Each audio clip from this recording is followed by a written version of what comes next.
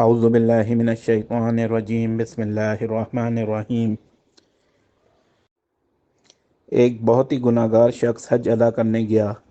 وہاں کعبے کا غلاف پکڑ کر بولا، الہی، اس گھر کی زیارت کو حج کہتے ہیں، اور کلمہ حج میں 2 حرف ہیں، ہے سے تیرا حکم اور جیم سے میرے جرم۔ مراد ہے تو اپنے حکم سے میرے جرم معاف فرما دے۔ آواز آئی، اے میرے بندے، تو نے کتنی عمدہ مناجات کی۔ پھر کہو۔ وہ دوبارہ نئے انداز سے یوں بولا، اے میرے بخشن ہار، اے غفار، تیری مغفرت کا دریا گناہ گاروں کی مغفرت و بخشش کے لیے پرجوش ہے، اور تیری رحمت کا خزانہ ہر سوالی کے لیے کھلا ہے۔ الہی، اس گھر کی زیارت کو حج کہتے ہیں، اور حج 2 حرف پر مشتمل ہے، اور ہے سے میری حاجت اور جیم سے تیرا جود و کرم ہے، تو اپنے جود و کرم سے اس مسکین کی حاجت پوری فرما دے۔ آواز آئی، اے میرے بندے، تو نے کیا خوب حمد کی۔ پھر کہو۔ وہ پھر عرض کرنے لگا، اے خالق کائنات، تیری ذات ہر عیب و نقص اور کمزوری سے پاک ہے۔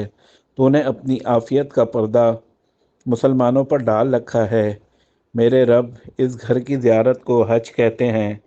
حج کے 2 حرف ہیں، اور ہے سے اگر میری حلاوت ایمانی اور جیم سے تیرا جلال مراد ہے، تو اپنے جلال کی برکت سے اس ناتواں ضعیف بندے کے ایمان کی حلاوت کو شیطان سے محفوظ رکھنا۔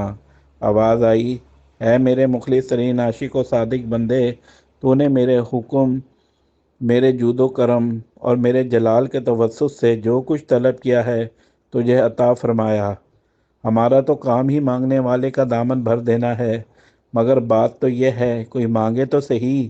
میرے نہایتی محترم اور مکرم سامعین، اس ناچیز اور کم فہم نے جو یہ واقعہ آپ احباب کے گوشے گزارش کیا ہے، فقط اتنا سا مقصد تھا کہ کیا مجھ گناہ گار سمیت ہم سب نے اس ذات باری تعالیٰ سے اس سلیقے، خشوع و خضوع اور مان سے مانگا ہے؟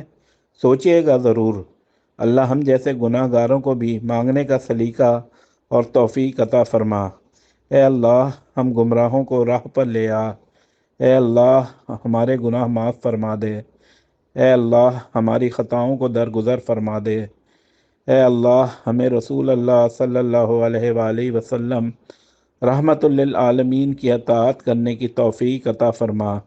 اللہ، ہمیں ایسی زندگی گزارنے کی توفیق عطا فرما جس زندگی سے تو راضی ہو جائے۔